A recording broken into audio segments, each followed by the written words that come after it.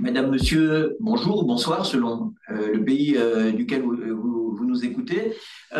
Écoutez, pour ceux qui se connectent à notre webinaire pour la première fois, je m'appelle Patrick Fontan, je suis gérant du cabinet pour Patrimoine. Je vous présente Amina Dapchi. Oui. Amina Amina, présidente du cabinet de courtage en financement bancaire Iris. Enchantée. et Elodie. Élodie Joanneau, je travaille du coup en tant que conseillère au sein du cabinet Maubourg Patrimoine.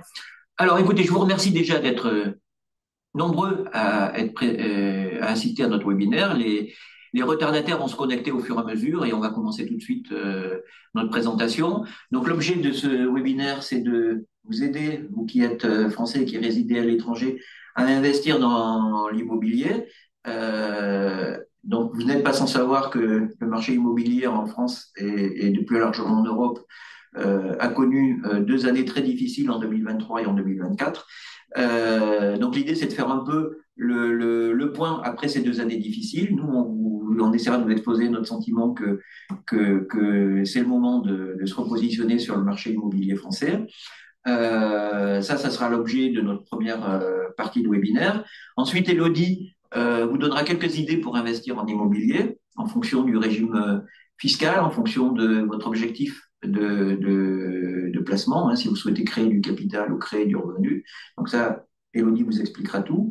Et Amina terminera le webinaire en essayant de vous aider à résoudre l'un des problèmes que vous pouvez rencontrer pour acquérir un bien immobilier, qui est de le financer, parce que c'est déjà pas facile pour les Français qui habitent en France, mais Amina vous dira que c'est encore plus difficile quand vous n'êtes pas résident français, mais qu'elle a des solutions qui vous permettent de contourner ce problème.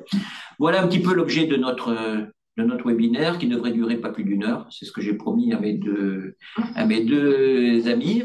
Donc, dans un premier temps, on va faire un rapide débriefing du marché immobilier. On avait commencé notre série de webinaires au début de l'année 2024 en disant que c'était le moment de commencer à s'intéresser à l'immobilier parce que 2024 devrait être le point le plus bas, le nadir du marché. Aujourd'hui, on pense qu'on n'avait pas complètement tort, qu'effectivement 2024 c'était l'année la pire, et il y a des signaux qui nous permettent de penser que ça va aller mieux. Donc, on va aborder dans cette rapide présentation du marché immobilier le contexte global, l'environnement, pour décliner ensuite sur les différentes thématiques d'investissement qui pourraient vous intéresser, à la fois l'immobilier résidentiel, hein, si vous souhaitez acheter une maison ou un logement, l'immobilier d'entreprise, pour ceux qui auraient les moyens d'acheter des bureaux ou qui veulent investir dans l'immobilier d'entreprise au travers des SCPI, et les SCPI représenteront le quatrième thème de notre discours sur le marché immobilier. Voilà, donc l'environnement immobilier, on va faire un rapide retour sur pourquoi les années 2023 et 2024 ont été aussi catastrophiques. Il y a une conjoncture d'éléments qui se sont cumulés et qui ont fait que ça ne pouvait pas bien se passer. Donc on en a listé 7 qu'on va revoir, qu'on va énumérer rapidement. Le premier, vous savez que il y a eu 2 chocs majeurs. Il y a eu le Covid et il y a eu la guerre en Ukraine. Et ces 2 chocs majeurs ont entraîné une poussée très forte de l'inflation. Et cette inflation, elle s'est notamment traduite par une hausse des coûts de construction. Et les coûts de construction qui montent, ça affecte directement les professionnels de l'immobilier parce que souvent, un professionnel de l'immobilier, il vend avant d'avoir fini la construction. Il vend aussi avant d'avoir fini de négocier tous les contrats avec les entrepreneurs. Donc, il se retrouve avec un prix de vente qui est fixe et avec un prix de revient qui augmente au fur et à mesure que l'inflation obère le coût de construction. Donc, ça veut dire que pour les chantiers en cours, ils perdent de l'argent et pour les programmes qu'il va souhaiter commercialiser, il va être obligé d'augmenter le prix de vente pour tenir compte du fait que le coût de construction a augmenté. Première difficulté. Deuxième difficulté, c'est la plus importante. Les 2 chocs qu'on a évoqués, la guerre en Ukraine et le Covid, ça a entraîné une inflation qui est montée jusqu'à 10-12%. Pour contrecarrer cette inflation, les banques centrales ont été obligées de remonter très fortement les taux d'intérêt Et cette remontée des taux d'intérêt par les banques centrales, elle s'est traduite sur toute la chaîne de financement obligataire. Je vous ai mis sur le graphique à droite l'évolution de l'OAT. Vous voyez que l'OAT, qui était proche de zéro au début de l'année 2022, juste avant la guerre, elle s'est retrouvée à près de 4%, elle est montée jusqu'à 4% à l'été 2023 et elle est restée à ces niveaux assez élevés depuis. Les taux d'intérêt et les financements obligataires, ben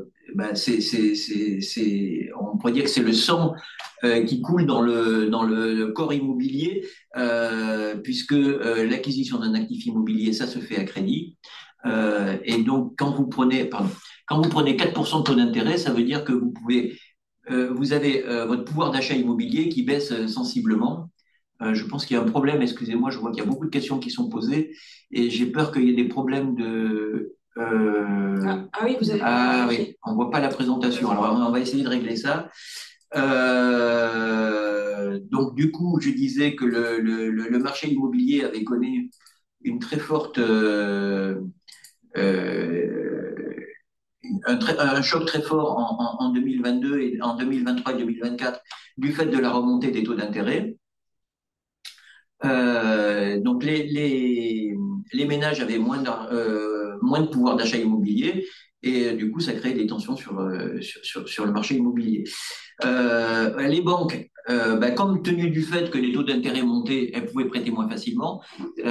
En plus, elles ont subi un choc supplémentaire qui est le fait qu'elles peuvent pas ajuster le prix de leur crédit à leur coût de revient parce qu'il y a un système qui s'appelle le taux de l'usure en France et le taux de l'usure interdit aux banques d'augmenter trop fortement leur taux d'intérêt ou elles ne peuvent le faire qu'avec retard. Donc comme elles ne pouvaient pas augmenter le taux d'intérêt autant qu'elles le souhaitaient auprès de leurs clients, elles prêtaient pas ou elles prêtaient moins. Donc ça c'est le problème qu'ont connu tous les courtiers au cours de l'année 2023. Les banques elles avaient fermé le robinet. Et donc ça c'est pas bon pour l'immobilier.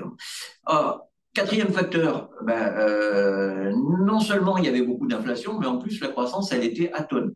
Et en plus, en 2024, on s'est pris des élections législatives anticipées qui ont déstabilisé l'économie. On s'est pris on s'est pris une motion de censure qui n'a pas facilité les choses. Donc croissance économique atone plus instabilité politique, ça veut dire qu'il y a moins d'essence dans le moteur immobilier, il y a moins de confiance de la part du consommateur et des investisseurs. Ça aussi, c'est pas bon pour l'immobilier. Comme on aurait pu s'en sortir déjà, c'était déjà compliqué avec tous ces facteurs-là, mais en plus, les pouvoirs publics, ils ont choisi ce moment-là, 2023 et 2024.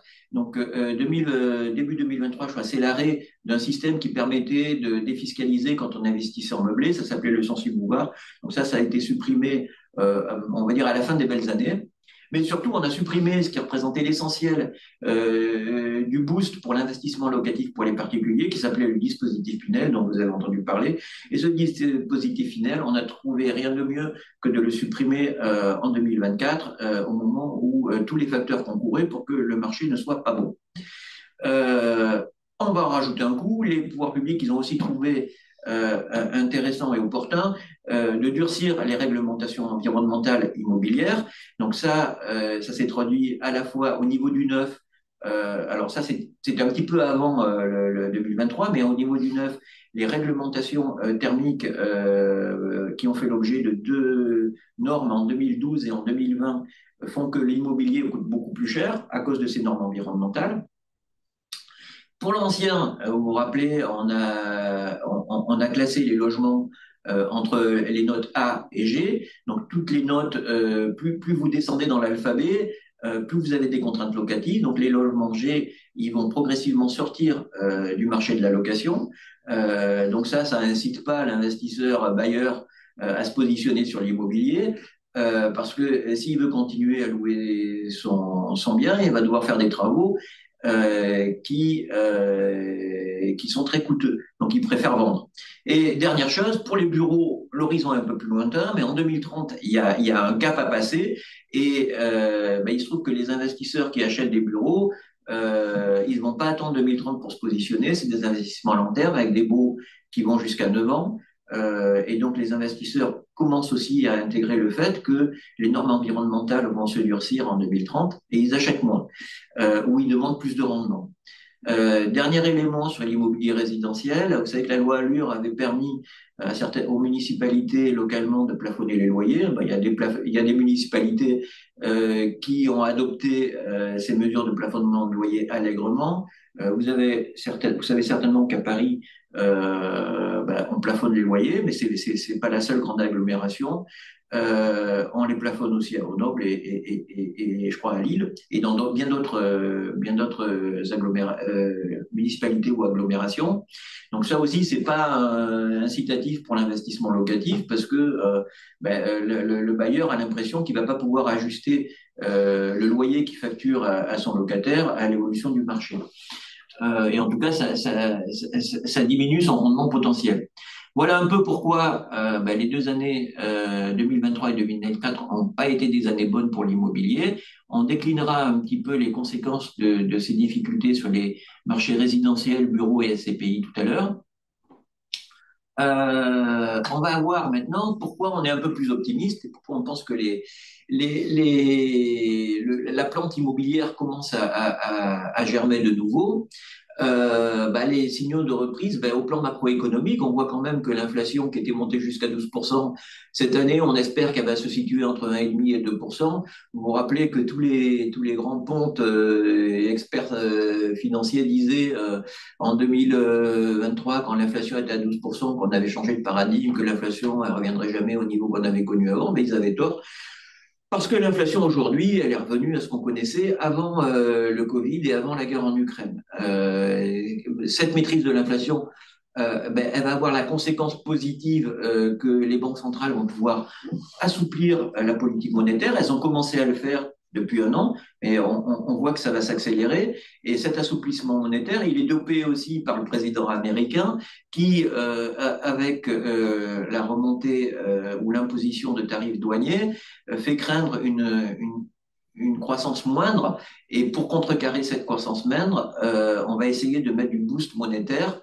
Et ça, c'est ce que les banques centrales vont faire. Et la BCE, la Banque centrale européenne, a baissé ses taux il y a une dizaine de jours, justement pour contrecarrer les effets négatifs des tarifs douaniers de Donald Trump. Comme l'inflation est maîtrisée, comme les banques centrales assouplissent leur politique monétaire, les banques elles vont pouvoir assouplir leur taux de crédit immobilier. Là, il n'y a plus de problème d'usure, et en plus les banques elles ont envie de gagner de l'argent. Et donc on voit sur le graphique de gauche qu'après un pic de taux d'intérêt des crédits immobiliers de plus de 4% au début de l'année 2024, Amina peut nous confirmer qu'aujourd'hui, on arrive à avoir assez facilement du 3,40, 3,50 sur une vingtaine d'années, sans négocier. Et donc, c'est quand même un gain de pouvoir d'achat aujourd'hui pour les ménages qui souhaitent acquérir. Et c'est un facteur de dynamisation du marché immobilier. Dernier élément, la crise, on va le voir tout à l'heure, elle a eu un impact sur les prix. Les prix ont baissé. Ils ont beaucoup baissé en bureau. Ils ont un peu moins baissé en résidentiel, mais quand même. Et aujourd'hui, on s'aperçoit que le plancher a été atteint il y a à peu près 6 mois, et progressivement, les prix commencent à remonter. Et donc, c'est quand même le moment pour se repositionner. Si on souhaite acheter un bien immobilier, il n'y a plus de baisse à attendre, mais on a quand même eu 2 ans où les prix ont baissé. Voilà. Alors, on va regarder encore plus rapidement quelles conséquences cet environnement économique a sur les différents marchés. Donc, vous avez parlé du marché résidentiel, les logements, les maisons. Donc il y a deux moyens d'apprécier le marché résidentiel, l'ancien et le neuf. Donc l'ancien, on va commencer par l'ancien. Il y a plusieurs indicateurs qui permettent de voir si le marché est dynamique ou pas. L'indicateur le plus utilisé habituellement, c'est de regarder combien il y a de maisons qui sont vendues ou de logements qui sont vendus chaque année. Donc vous voyez que dans les années 2000, on était autour de 750 000. On a connu un très fort creux en 2009, après la grande crise financière. Et puis après la baisse des taux tendanciels après la grande crise financière a fait que progressivement le marché immobilier est devenu un placement privilégié par les ménages français. On est quand même arrivé jusqu'à près de 1,2 million transactions en 2020-2021. Naturellement, tout ce qu'on a vu précédemment sur l'environnement immobilier, ça a fait peur aux Français qui n'ont pas pu acheter autant qu'ils l'auraient souhaité. Et les transactions, on s'attend elles sont descendues à 750 000. Et 750 000, bon, c'est pas catastrophique. On voit que par rapport à l'année 2009, on est quand même significativement au-dessus et on est sur un trend de fin des années 2000, des années 2005-2006. Alors, certes, la population a augmenté, mais globalement, c'est pas la catastrophe absolue. Les gens ont continué quand même à acheter de l'immobilier, mais beaucoup moins qu'avant. Donc là, ce que tous les professionnels disent aujourd'hui, c'est que ça remonte. Depuis la fin de l'année 2024, le sentiment des investisseurs et des ménages a changé et ils recommencent à acheter. Et donc, on voit une augmentation des transactions sur le dernier trimestre et sur le premier trimestre 2025. Et on attend aujourd'hui 125 000 transactions cette année. On en aura même peut-être plus. Donc, on voit que on est reparti vers plus de transactions. Je pense qu'on n'est pas près d'atteindre les 2,2 millions, mais le marché est positif aujourd'hui. Alors, sur les prix, on vous a mis le graphique des prix sur la gauche. Vous voyez que la situation est assez hétérogène selon la région et selon le type d'habitation. On voit que les maisons ont mieux résisté que les appartements. On voit que Paris a plus souffert que la province. Paris, c'est la courbe en rouge. Mais on voit aussi, et ça, Amina le constate au travers des dossiers qu'elle signe tous les jours, que Paris est le marché qui reprend le plus aujourd'hui. Donc les marchés porteurs tendanciellement et qui avaient beaucoup baissé en 2023 et 2024, ces marchés se reprennent. C'était le cas de Lyon aussi et de Bordeaux. Ce sont trois marchés qui sont tendanciellement très positifs depuis une dizaine d'années. Ils ont beaucoup souffert en 2023 et 2024 et aujourd'hui, c'est la reprise. On avait des villes qui avaient bien résisté, comme Marseille et Nice, qui bénéficient de l'héliotropisme. En plus, Marseille, c'est une ville pas chère, mais ce sont des villes qui résistent. Nantes continue à souffrir, mais c'est une ville qui continue à être attractive et dont on pense qu'elle va se reprendre. Donc globalement, ce qu'on voit, c'est que la baisse des prix est terminée et qu'il y a que les agglomérations qui étaient tendanciellement à la mode et qui avaient beaucoup baissé, elles se reprennent plus vite que les autres. Voilà un petit peu ce qu'on voulait vous dire sur le marché ancien. Sur le marché du neuf, il y a d'autres moyens d'analyser la conjoncture immobilière. Alors là, le marché du neuf, il a subi un peu plus violemment l'environnement négatif qu'on a cité tout à l'heure. Il y a deux indicateurs qu'on utilise habituellement, c'est combien on construit combien on autorise de logements et combien on en construit. Le nombre de logements autorisés, c'est les permis de construire qui sont autorisés, qui sont autorisés. Et donc ça, c'est un signal avant-coureur de la conjoncture, puisque le promoteur, quand il a son permis de construire, il n'a pas commencé à construire les fondations, mais il envisage de le faire. Et donc ce qu'on voit, c'est que le marché du neuf, il a subi plein pot la crise des années 2023 et 2024. On avait 330 000 logements autorisés en 2024. C'est quand même presque un tiers de moins que les 12 mois précédant la crise sanitaire. Donc c'est quand même une chute assez violente. Ce qu'on voit aussi quand même, qui corrobore les petites pousses qu'on a vues tout à l'heure, c'est que la tendance semble s'inverser au dernier trimestre 2024. Et on attend une remontée du nombre de logements autorisés en 2025. La deuxième manière d'apprécier la conjoncture immobilière en neuf, c'est de regarder combien on a commencé à construire de logements.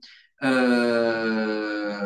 là, on voit qu'on est quand même sur une base de 260 000 logements en 2024. C'est une baisse encore plus supérieure, encore plus forte que le nombre de logements autorisés. Pourquoi? Parce qu'il y a des promoteurs qui avaient obtenu le permis et puis qui, compte tenu de la conjoncture, ils n'ont pas construit. C'est compliqué. Et ce qu'on voit aussi sur le nombre de logements commencés, c'est que il y a une reprise au dernier trimestre qui nous laisse penser que l'année 2025 sera un peu meilleure. Et troisième indicateur qui permet de regarder quelle est la santé financière du marché du logement du neuf, c'est regarder combien les promoteurs ont vendu à une clientèle de particuliers. Et donc là, ce qu'on voit, c'est on prévoit 78 000 ventes en 2024. C'est pas beaucoup, hein, 78 000 ventes en 2024. Il y en avait 94 000 en 2023 et déjà on trouvait que c'était catastrophique et on vient de 161 000 en 2021. Donc là, c'est pareil, les promoteurs, ils revoient venir les clients dans leur bulle de vente, mais ce qui est sûr, c'est que ce marché, il a beaucoup souffert de la fin du dispositif Pinel, qui était la béquille qui permettait de soutenir ce marché dans les belles années. On voit aussi que les promoteurs ont connu quelques difficultés, et il y en a moins qu'il y a 3 ans, hein, mais ça c'est normal, c'est ce qu'on voit dans toutes les crises immobilières. Les promoteurs comme Réalité est en redressement judiciaire. Nexity, qui est le plus gros promoteur français, il a été obligé de vendre son activité de service, hein, de syndic, parce qu'il avait du mal à payer les obligations qu'il avait contractées sur les marchés financiers. J'ai pas mis là, mais vous avez vu Capelli, qui était un promoteur coté en bourse, a aussi déposé le bilan. Donc ça va assainir le marché, mais pour ceux qui étaient clients de ces promoteurs, c'est pas si simple. Alors, très très rapide focus sur le marché de l'immobilier d'entreprise. Le marché de l'immobilier d'entreprise, on va l'apprécier d'abord en regardant euh, quels sont les montants qui sont investis en immobilier d'entreprise. Donc là, c'est pas les acteurs qui utilisent les surfaces immobilières qu'on va analyser, mais les acteurs qui achètent pour louer. Donc le marché de l'investissement locatif, vous voyez, c'est par exemple les foncières cotées, les assureurs, les SCPI dont on parlera tout à l'heure, qui achètent pour louer. Et donc ça, ce marché, vous voyez, on vous a mis un petit histogramme sur la droite qui vous permet de voir que c'est un marché qui a fondu, hein, puisqu'en Île-de-France, on est passé de 23 milliards en 2019, avant la pandémie, à un peu plus de 3 milliards en 2024. Donc c'est une baisse qui est très très très sévère. Le marché va s'ajuster, mais ça fait très très longtemps qu'on n'avait pas connu un marché aussi faible. Pourquoi déjà, la confiance dans le marché immobilier s'était un peu étiolée en 2023 et 2024, mais surtout, ces foncières, ces assureurs dont on parle, souvent, ils s'endettent pour acheter de l'immobilier. Et avant, ils s'endettaient à 2,5%, et maintenant, ils s'endettent à 4-5%. Donc, ça veut dire que le patrimoine dont ils étaient déjà propriétaires, quelque part, sa valeur baisse. Et puis, ils sont obligés de mettre plus de fonds propres pour acheter de nouveaux immeubles. Ça, c'est pas bon pour l'investissement immobilier. Donc, c'est pareil, on pense que 2025, ce sera une année qui sera beaucoup plus favorable. Ensuite, il y a une deuxième manière d'apprécier l'investissement immobilier en bureau et en logistique, c'est ce qu'on appelle la demande placée. Donc, la demande placée, là, c'est l'inverse de l'investisseur. C'est les gens qui achètent qui utilisent les surfaces immobilières. Donc, ça peut être soit des entreprises qui achètent leurs propres locaux, soit des entreprises qui louent leurs locaux aux investisseurs qu'on a vu précédemment. Ça, c'est là ce qu'on appelle la demande placée. Donc, la demande placée, bon, les mouvements sont moins violents que les histogrammes qu'on a vus sur l'investissement en immobilier d'entreprise, mais on voit quand même que encore une fois, la consommation de surface immobilière, notamment en bureau, baisse, et notamment en Île-de-France. Euh, donc là, la croissance est atone, mais il y a un deuxième phénomène que vous avez certainement anticipé, qui est que la montée en régime du télétravail fait que les entreprises ont besoin de moins de surface immobilière qu'elles n'en avaient besoin avant la pandémie, notamment les grandes entreprises, et c'est pour ça que ce sont les grandes surfaces qui sont les plus affectées. Donc, à la fois, les entreprises, elles font pas d'énormes affaires parce que la croissance est pas très bonne, donc elles ont pas forcément besoin d'autant de surface qu'avant, mais surtout, elles essayent de restreindre l'utilisation de surface en profitant du fait que les employés, maintenant, ils sont en flex office, ils ont plus un bureau attitré, et du coup, on a besoin que de 70% des surfaces qu'on avait besoin auparavant à effectif équivalent. Donc tout ça sera traduit aussi sur le fait que le stock de locaux, vous voyez sur le graphique de droite, le stock de locaux vacants, il est aussi en forte hausse. On dépasse maintenant sur la région Île-de-France les 20%. Donc ça, c'est quand même élevé. Et pardon, les 10%, excusez-moi. Et dans certaines régions, dans certains micro-marchés de l'Île-de-France, on est à plus de 20%, notamment en deuxième couronne. Et donc là, faut pas se voiler la face. Quand on est à plus de 20%, ça veut dire qu'il y a des immeubles de bureaux qui seront jamais reloués et qui vont sortir du marché. Donc on en fera ce qu'on pourra. On les démolira pour en construire autre chose, ou on les transformera en ce qu'on pourra, en hôtel ou en logistique. Mais il y a des immeubles qui vont disparaître du marché. Donc voilà un petit peu le panorama de l'immobilier et surtout de l'immobilier de bureau. Sur le commerce, pour aller vite, donc vous avez mis des graphiques que vous pourrez étudier un petit peu plus tard. Vous voyez que le commerce avait été très affecté par la pandémie, puisqu'ils étaient fermés, hein, c'était un peu compliqué. On voit bien que il y a une tendance à une revitalisation des commerces qui sont situés en centre-ville. Mais petit à petit, une fois que le choc Covid est passé, les gens continuent à revenir dans les grands centres commerciaux. Et donc, on se retrouve avec un marché qui se révèle beaucoup plus résilient que le bureau. 2021, 2020-2021, deux très mauvaises années, et depuis ça va mieux. Donc, alors, pourtant, il y a eu des recompositions, hein, parce qu'il y a beaucoup d'enseignes, notamment en vêtements, vous avez vu, qui ont été en faillite et elles ont été remplacées plutôt par des investissements dans le secteur du loisir ou dans la restauration. Mais globalement, le commerce tient bien. C'est un petit peu la même chose du marché hôtelier. Le marché hôtelier, bon, ben, il a subi de manière positive ou négative l'impact des Jeux Olympiques, hein. Il y a des endroits où c'était positif, d'autres où le marché hôtelier a souffert des Jeux Olympiques. Mais globalement, ce qu'on voit, c'est que c'est un marché qui, tant au niveau de l'investissement qu'au niveau de l'utilisation, hein, de l'exploitation, continue à résister et reste une classe d'actifs intéressante. L'immobilier logistique, c'est un petit peu différent. Lui, c'était l'inverse du commerce, hein, c'était le grand boom en 2020 et 2021, et même 2022. Mais depuis, ça a été un petit peu un retour de bâton, moins de transactions, des loyers qui évoluent moins favorablement, moins d'investissement, hein. Mais globalement, c'est aussi un marché qui résiste et sur lequel on peut continuer à se positionner en étant confiant par rapport à l'avenir. On voulait vous faire un focus après avoir vu ces différents marchés sur les SCPI. Parce que pourquoi on a fait ce focus? Parce que Elodie, elle va vous dire que c'est un placement qu'on trouve intéressant. Et donc, ben, on a parlé beaucoup de la crise des SCPI en 2022 et 2020, en 2023 et 2024. Bon, c'est une crise qui existe, hein, qui a touché une faible proportion des SCPI qui existaient sur le marché, au maximum 25 à 30%.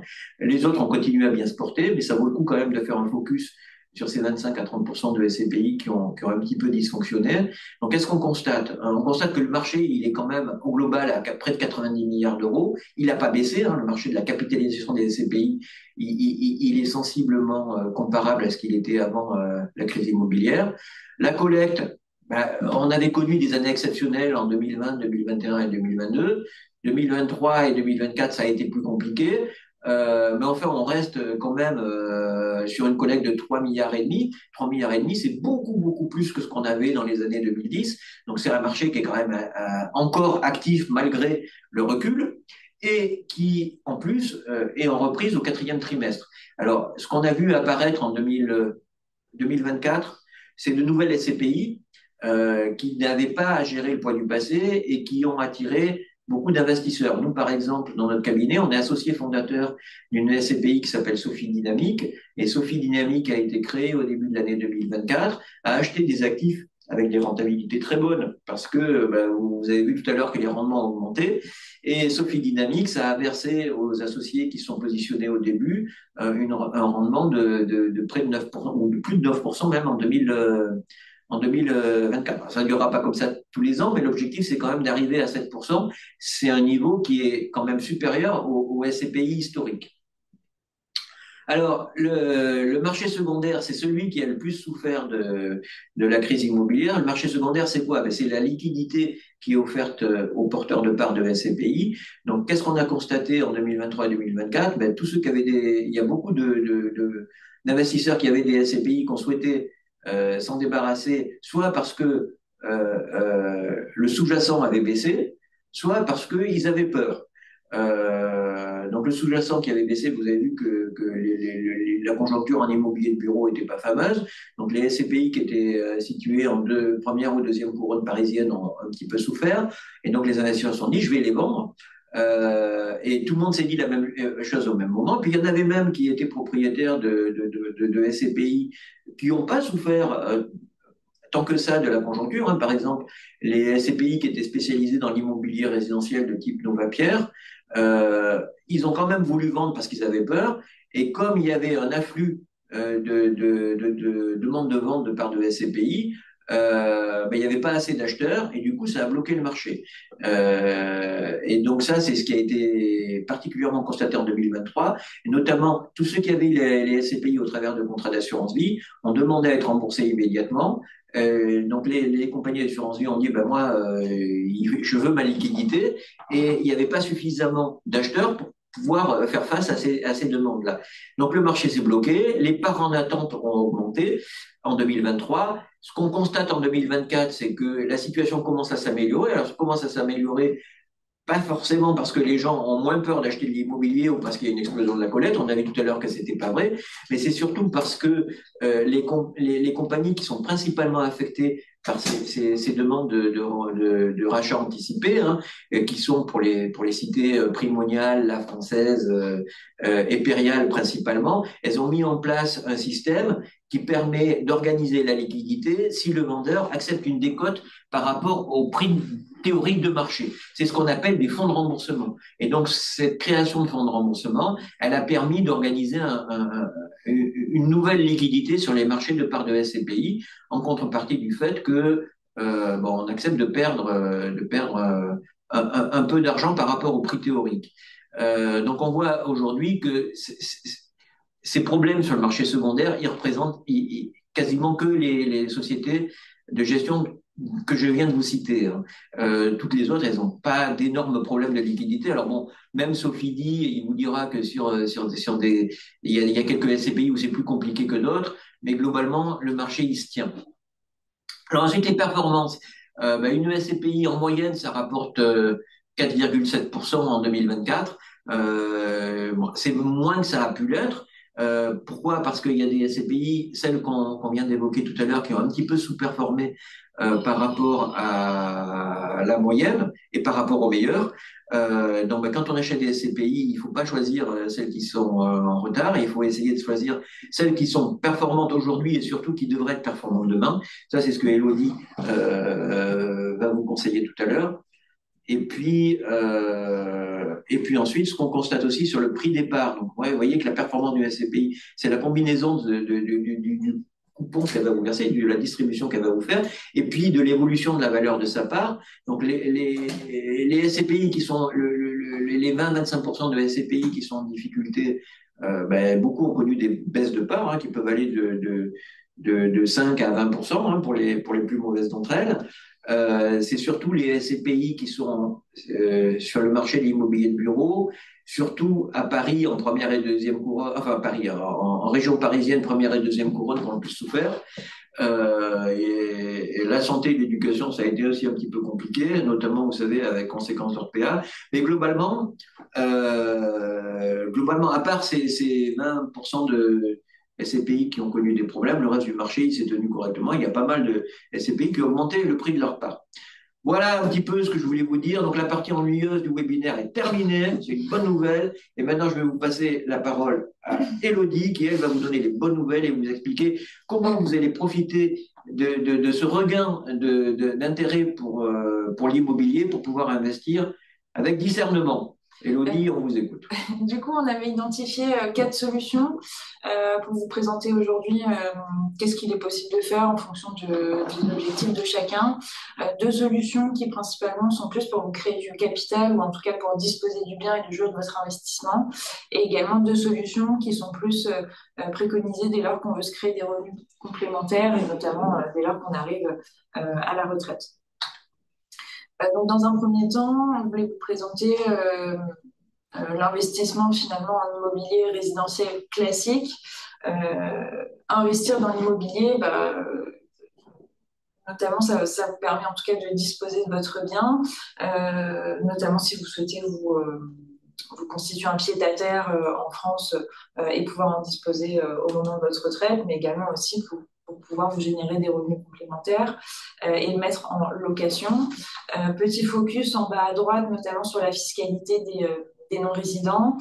Vous avez une fiscalité qui va être particulière, notamment lorsque vous choisissez le régime des revenus fonciers ou micro BIC, notamment sur l'impôt sur le revenu, vous allez avoir un forfait qui va s'appliquer de minimum 20% dès lors que vos revenus ne dépassent pas 29 315 euros par an, et sinon qui sera à 30%. Également, en fonction de là où vous résidez, vous pouvez être ou non assujetti aux prélèvements sociaux. On va dire que bien évidemment, vous pouvez investir dans l'ancien comme dans le neuf.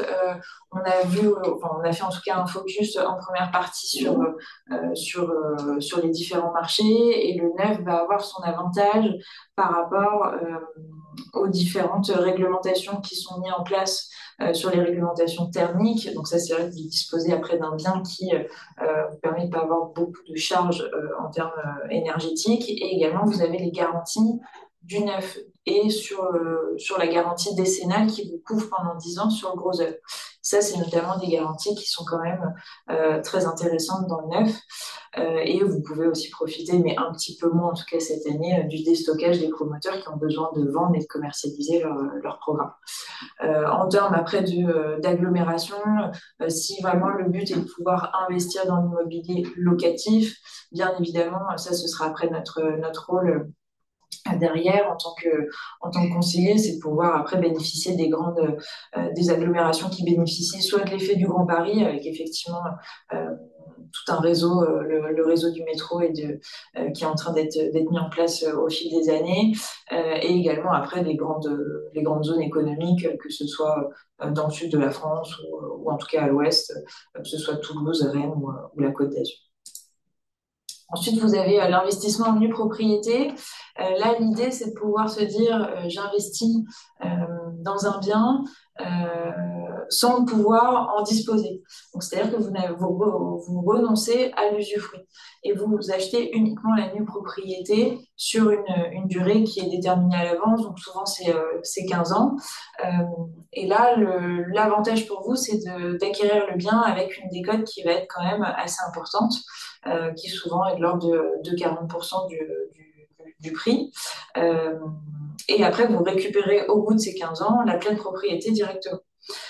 Ça, c'est un objectif de pouvoir se constituer on va dire un patrimoine sur du long terme, en se disant, ben voilà, de toute façon, pendant 15 ans, par exemple, j'ai pas besoin de revenus complémentaires, mais je sais que je vais arriver à la retraite dans cet horizon-là, et à partir de ce moment-là, il pourrait être intéressant de me générer des revenus. Ou aussi, ça peut être, j'ai envie d'avoir un pied-à-terre, mais je sais que pendant 15 ans, de toute façon, je ne pourrais pas vraiment en profiter, et du coup, au bout de 15 ans, je récupère le bien, et soit, du coup, vous pouvez en disposer librement. Également, la nue propriété, ça vous permet... c'est pas loué, enfin, pendant les 15 ans, c'est pas mis à disposition de n'importe qui. Souvent derrière, vous allez avoir on va dire soit c'est des bailleurs sociaux qui vont pouvoir en fait ça peut être par exemple pour des fonctionnaires qui ont besoin de logement à titre gratuit, pardon.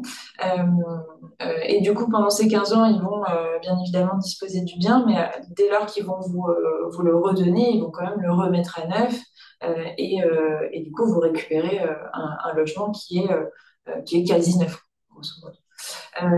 Donc ça c'est un peu possible en termes de logistique entre guillemets, et en termes sinon d'avantages, forcément vous n'allez pas avoir, enfin ce bien, vu que vous achetez juste la nue propriété pendant la durée du démembrement, vous n'allez pas avoir, ça ne va pas rentrer dans votre patrimoine à l'impôt sur la fortune immobilière, si en tout cas vous êtes assujetti ou pas loin du seuil.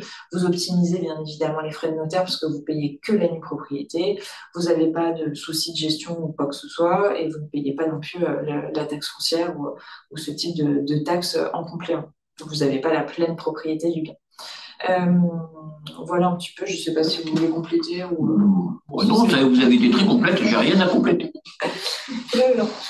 Donc ça c'était vraiment pour la partie plutôt se générer finalement un capital ou en tout cas sur du long terme. Et bien évidemment, comme j'ai expliqué, ça pourra aussi aussi remplir l'objectif de compléter ses revenus du fait, mais il faut attendre en tout cas un petit peu Parce qu'on aurait pu ajouter, quand même, j'étais sûre, on aurait pu ajouter que le prix d'acquisition qui va être comptabilisé par l'administration fiscale quand vous souhaiterez vendre le bien que vous avez acheté en nue propriété, c'est pas le prix auquel vous l'avez payé, c'est-à-dire le prix de la nue propriété, c'est le prix en pleine propriété. Donc vous limitez quand même l'imposition que vous pouvez avoir à la sortie. C'est vrai. Voilà. Non, maintenant, je vous laisse la parole sur le statut du loueur en meublé non professionnel. Donc ensuite, on voulait faire un focus sur la location meublée, mais notamment sur la location meublée on va dire de services. Vous pouvez acquérir, là on rentre vraiment dans l'objectif de plutôt générer des revenus et des revenus, on va dire, immédiats. Lorsque vous investissez dans des résidences de services, vous avez du coup un bailleur professionnel qui est derrière.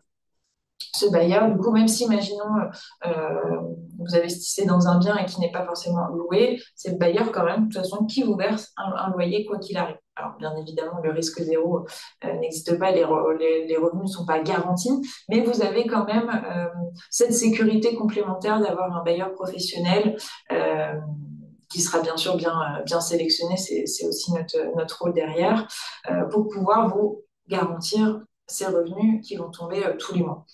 On a voulu faire un focus sur la résidence de service étudiante, mais il existe aussi les résidences affaires, les résidences seniors, les résidences EHPAD.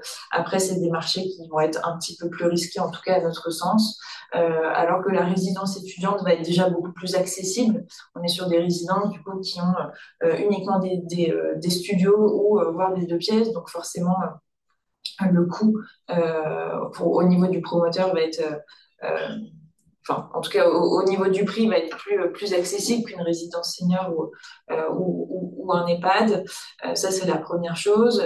Et également, on s'aperçoit que sur ce marché-là, en tout cas la résidence étudiante, vous avez une pénurie de logements. Les étudiants ont beaucoup de mal à se loger. Donc, c'est un marché qui, dans tous les cas, s'il est bien situé, bien évidemment, et qu'il est bien géré derrière, est tout à fait pertinent pour avoir des revenus complémentaires sur du long terme. Sur 15-20 ans, il n'y a pas de sujet sur ce type d'investissement-là. Du fait que vous ayez un bailleur professionnel, bah, finalement, il n'y a pas de gestion locative, vous ne gérez rien du tout. Et c'est vraiment le bailleur qui va gérer pour vous toute la vie en fait de la résidence. Donc, vous n'avez pas de recherche de locataire à faire, vous n'avez pas de... Enfin, en tout cas, c'est eux qui vont renouveler le mobilier ou vous dire, en tout cas, quand il faudra renouveler le mobilier, mais vous n'avez pas à choisir une lampe ou un lit ou que sais-je, c'est directement géré par le bailleur. Donc, vous limitez quand même... Enfin, vous êtes en tout cas un peu plus tranquille. En termes... et puis voilà, en termes de... Non, mais en termes de rentabilité, ce qu'on peut dire, ouais. c'est ce que voulait vous dire Élodie, c'est que attendez, oui, il faut vous attendre entre 4 et 4,5, quoi, à peu près. Oui, 4, 4,5, sur des résidences étudiantes, ça sera plutôt à 4 qu'à 4,5 parce que c'est considéré comme étant le segment le moins risqué. Et là-dessus, vous devez payer la taxe foncière et deux, trois bricoles pour la propriété immobilière. Mais ça reste vous êtes entre 3 et 3,5 de rentabilité nette. Hein. Ouais. D'accord. Ça reste des investissements accessibles pour moins de 100 000 euros. Et le bail prévoit que les revenus sont indexés sur l'inflation. Oui, aussi, également. Enfin, l'investissement SCPI, on en a pas mal parlé en première partie. L'objectif, c'est vraiment de se dire, pour quelques milliers d'euros, je peux commencer à me générer un portefeuille en fait sur de l'investissement en immobilier tertiaire. Donc ça peut d'une part diversifier votre patrimoine immobilier si vous en avez déjà et également être encore plus accessible que toutes les solutions qu'on a présentées précédemment. Donc ça peut permettre, et aussi il peut y avoir, les SCPI ont mis en place un système de versement programmé, donc même pour ceux qui veulent commencer à se constituer un patrimoine, ça reste tout à fait accessible et tout à fait souple. en termes d'investissement. Même vous pouvez en tout cas multiplier les SCPI et pouvoir diversifier et encore plus mutualiser le risque en vous orientant que ce soit sur du commerce, sur du bureau, sur de la logistique, sur de la santé. C'est vraiment pour pouvoir vous diversifier en termes de secteur. Et également, vous avez la géographie. Donc, ce qui va être intéressant pour vous, parce qu'on a surtout parlé un peu du marché des SCPI et des difficultés qu'ont rencontré le bureau en France, mais vous allez pouvoir investir dans des SCPI internationales. Et ça va être intéressant pour vous parce que il va y avoir quand même une fiscalité qui va être un peu atténuée du fait que en France, vous avez quand même les prélèvements sociaux qui peuvent se rajouter et du coup avoir en tout cas un peu plus de frais au global sur cet investissement. Et du fait d'avoir aussi cette possibilité d'investir dans des SCPI hors France, on diversifie encore plus du coup son investissement et pouvoir vraiment capter les tendances immobilières alors souvent c'est en Europe quand même globalement, mais ça peut être aussi dans le monde entier si les SCPI s'orientent sur ces marchés. Donc, ce que veut dire Elodie, c'est que nous, ce qu'on vous conseille, c'est acheter des SCPI qui sont pas français, mais qui investissent exclusivement en dehors de la France, en Europe. Pourquoi? Parce qu'elles vont payer l'impôt dans le pays européen dans lequel elles ont investi, et compte tenu des conventions internationales, il y a plus d'impôts à payer en France, et surtout, il n'y a pas de prélèvements sociaux. Donc, vous allez vous retrouver, certes, vous payez de la fiscalité, même si vous gagnez pas de revenus, vous allez payer de la fiscalité, même si vous ne seriez pas imposable autrement. Vous payez pas les prélèvements sociaux et globalement, ces SCPI européennes qui généralement rapportent un peu plus que les SCPI françaises, tout le monde a entendu parler de quorum. Quorum, vous êtes sur des rentabilités d'environ 6%. Donc 6% avant impôt et vous allez vous retrouver entre 4,5 et 5 après impôt.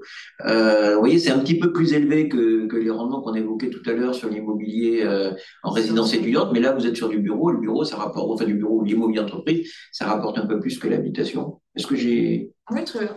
Voilà. C'est parfait. Donc, est-ce qu'on peut dire qu'on a vu toutes les solutions qu'on Ouais. pouvait proposer aujourd'hui pour investir, en fait, qui existent d'ailleurs pour investir en immobilier? Soit on veut créer du capital et on choisit l'immobilier classique ou la nue propriété, soit on veut créer des revenus en sachant qu'on ne pourra pas habiter dans son logement et là on va choisir l'allocation en meublé packagée, on va dire, avec un exploitant professionnel, soit on investit dans les SCPI.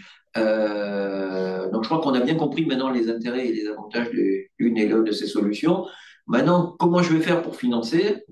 Ça, c'est la question qu'on va poser à Amina. Alors, lorsque vous êtes expatrié ou résident de nationalité française à l'étranger, on a des solutions de financement auprès d'établissements bancaires qui vont être un peu plus particulières et aiguillées que pour les résidents classiques fiscaux français. Mais c'est tout à fait possible. On a des durées d'emprunt qui sont en principe de maximum 20 ans, quoique dans certains pays, on arrive à pousser sur du 25 ans. Le point d'entrée quand vous êtes non-résident fiscal à l'étranger, c'est le sur-mesure. C'est-à-dire qu'en fonction du pays de résidence, on ne va jamais avoir les mêmes règles auprès des banques. Quoique celle de base de l'endettement à 35% va rester, c'est-à-dire que la banque ne pourra pas aller au-delà. Mais à part ça, on pourra tout à fait financer une résidence secondaire comme un investissement locatif.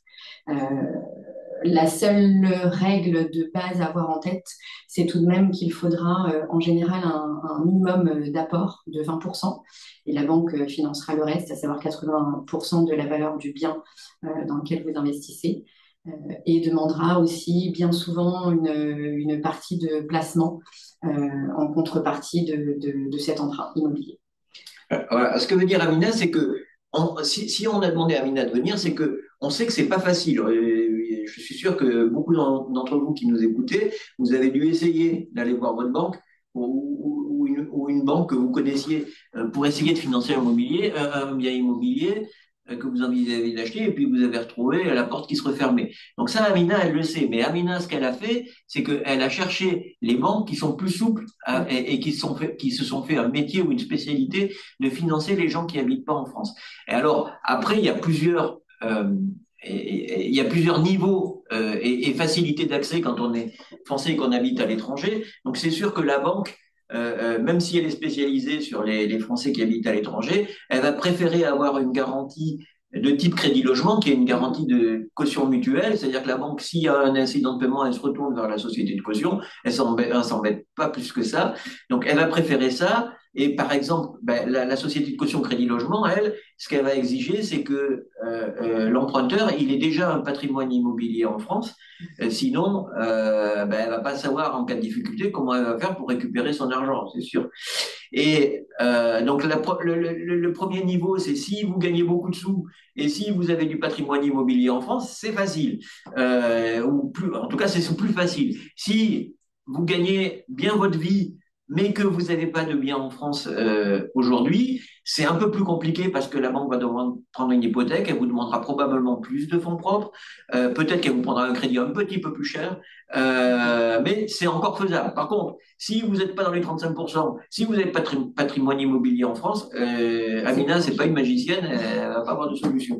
Voilà, mais globalement, on sait que c'est pas facile, mais c'est possible. Et Amina, elle a les clés. Alors, il y a une deuxième solution. Là, vous avez beaucoup de sous. J'espère qu'il y en a beaucoup d'entre vous qui nous écoutez qui sont dans cette situation-là.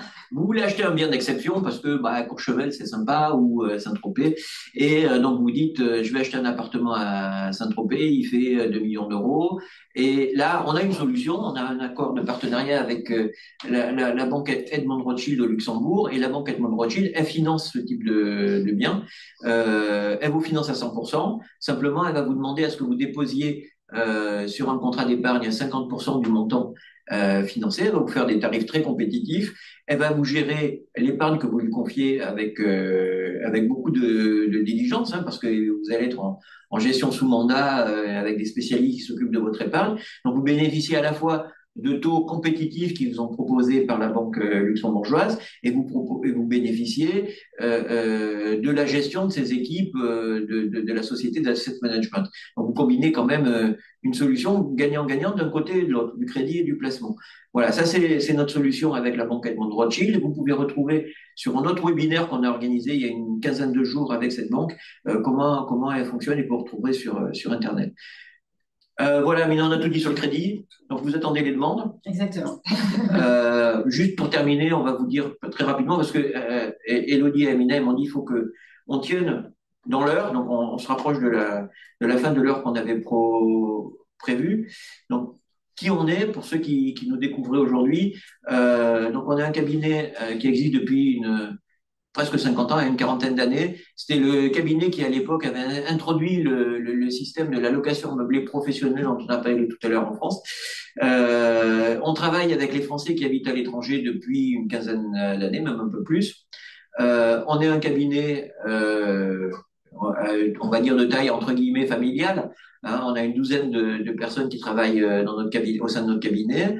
On gère à peu près entre 1500 et 2000 clients. On a à peu près 300 millions d'actifs sous gestion. On a 50 millions qui viennent de Français qui sont établis à l'étranger. Donc, on a des solutions pour accueillir cette épargne et la gérer optimalement. Moi, je m'appelle Patrick Fontan. Comme je vous l'ai dit tout à l'heure, j'ai la particularité d'avoir, comme vous voyez, j'ai beaucoup de cheveux blancs, donc j'ai fait beaucoup de choses. J'ai travaillé dans le crédit immobilier au crédit foncier où j'étais spécialisé dans un premier temps sur tout ce qui était professionnel de l'immobilier, et puis ensuite sur les clients VIP. Et ensuite, j'ai travaillé dans une banque de gestion de fortune qui à l'époque s'appelait la compagnie 1818 et qui maintenant s'appelle Natixis Wealth Management, où j'étais directeur des crédits et de l'immobilier. Ensuite, j'ai fait une petite période de private equity, où j'étais directeur associé du fonds de développement et partenariat pendant presque 5 ans. Et ensuite, j'ai décidé de voler de mes propres ailes et j'ai constitué le groupe Financière Maubourg qui détient deux marques, Maubourg Patrimoine et Maubourg Entreprise, qui est plus spécialisé sur la clientèle d'entreprise. On ne parlera pas trop aujourd'hui. Voilà, donc vous voyez quand même que j'ai une expérience qui me permet d'avoir un petit peu un avis sur tout ce qui est crédit, tout ce qui est immobilier, private equity et placement pour les webinaires futurs. Donc notre équipe, Elodie, racontez-nous un peu. Bah, Parlez-nous de vous. Parlez-nous de vous.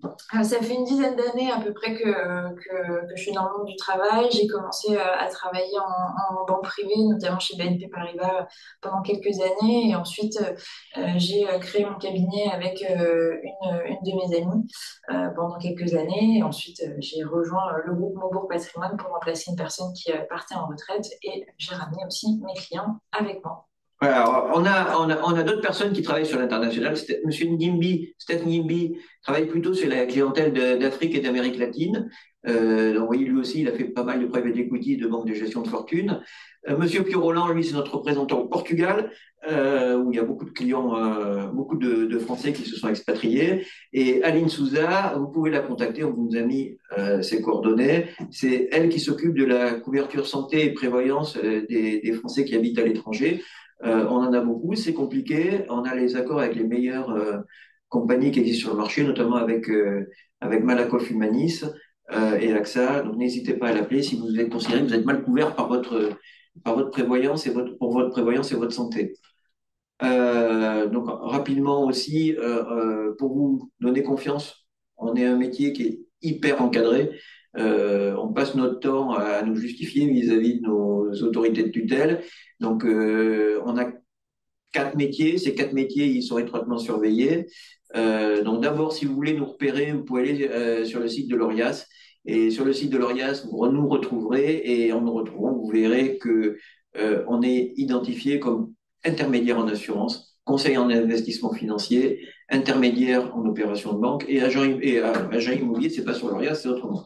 Alors, intermédiaire en assurance, ça nous permet de vous proposer des produits d'assurance vie, les produits de santé dont on a parlé tout à l'heure. On propose aussi des produits d'IARD pour assurer les voitures ou les maisons et des produits spécifiques pour les entreprises comme la santé et la construction. Donc tout ça, c'est un métier qui s'appelle intermédiaire en assurance qui est contrôlé par la CPR. On a un deuxième métier, c'est celui qu'on appelle conseiller en investissement financier. Là, c'est avec ce métier-là qu'on va pouvoir proposer des comptes titres, du private equity, où Elodie elle peut vous proposer des produits de type SCPI. Donc ça, c'est une activité qui est sous l'autorité de l'AMF, avec beaucoup de contraintes, et on dépend du code monétaire et financier en France. Ensuite, on a une troisième activité qui est moins importante pour nous puisqu'on s'est associé avec Amina et qui nous permet de proposer des opérations de banque. Alors, ça peut être des comptes à terme et puis ça peut être aussi des crédits. Donc, les crédits, c'est Amina, les comptes à terme, on a des solutions pour vous. Et notre dernier métier, c'est le métier qui permet à Elodie de vous proposer des biens en nue propriété, des biens en location meublée non professionnelle. C'est le métier d'agent immobilier, c'est la fameuse loi Hoguet avec la carte de transaction T que évidemment nous possédons, sinon on n'aurait pas pu vous proposer tous ces biens-là.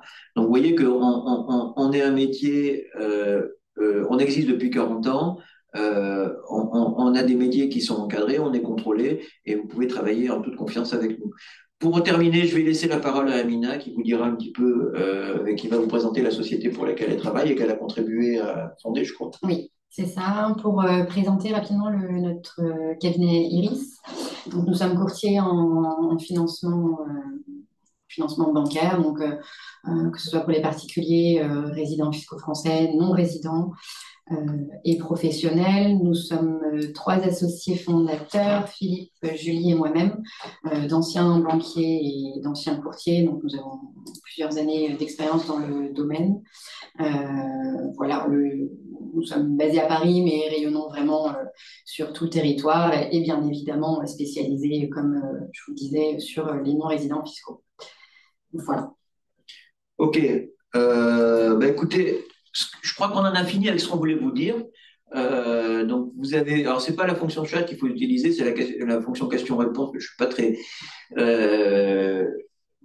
très compétent sur les problématiques informatiques, mais globalement, c'est ce que m'a dit Elodie. Donc, si vous avez des questions à poser, utilisez cette fonction-là. J'ai vu qu'il y en avait une, donc je ne vais pas la poser à Elodie, mais notre auditeur nous demande si vous savez qu'il y a une exonération qui a été accordée en cas de donation, si le donataire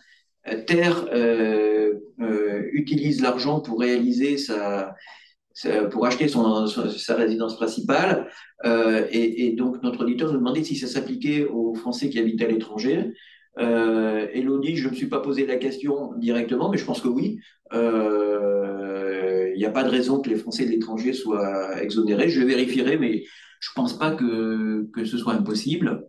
Par contre, j'ai fait une bêtise là. Et je vous le confirmerai en envoyant le compte rendu du webinaire, mais globalement, je pense que c'est possible. Voilà. Est-ce que il y a d'autres questions? Est-ce qu'on a été clair? Je vois qu'il y a quelques personnes qui ont commencé à se déconnecter. Si vous avez des questions, n'hésitez pas. Et sinon, bah, écoutez, on vous remercie de votre attention. On vous dit à très bientôt. On va vous envoyer le replay, on va vous envoyer les slides de présentation. Vous pouvez contacter Elodie ou Amina pour toutes les questions complémentaires que vous pourriez avoir, ou Elodie, vous pourrez organiser des visios avec elle si vous avez besoin de conseils. Je vous dis à très bientôt pour un prochain webinaire. Je vois qu'il y a une dernière question. J'espère que je saurai y répondre. Voilà. C'était pas une question, c'était un remerciement. On vous dit à très bientôt. Merci. Merci. Allez, au revoir.